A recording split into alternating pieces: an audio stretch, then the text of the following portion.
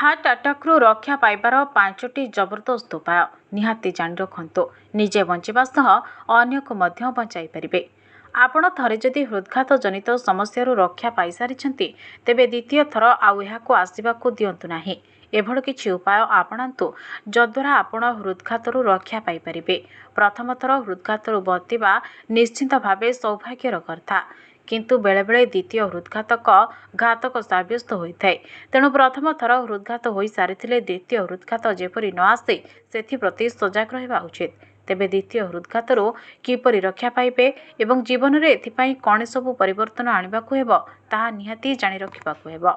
प्रथम आपण जदि धूम्रपान करुछंती तेबे यह त्याग करतु। धूम्रपान आपणक हार्टर शत्रु अटे।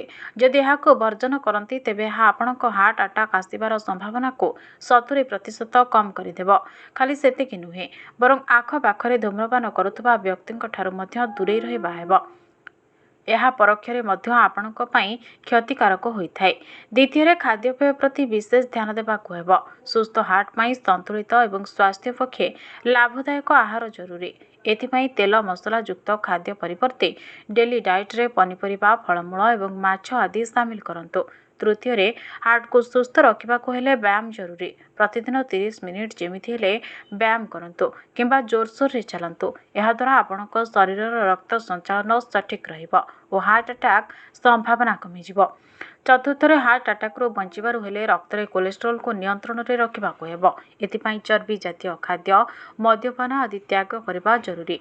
अलसुआपण दूर करी सबुबेले सक्रिय रुहंतु। मेद कम करबाकू डाक्तरक परामर्श नियंतु। पंचम हार्ट अटैक को दूरे रखिबापई ओजन कम करबा एकांत आवश्यक। एथिपाई नीतिदिनिया जीवनशैली और खाद्यपेय परिवर्तन करंतु।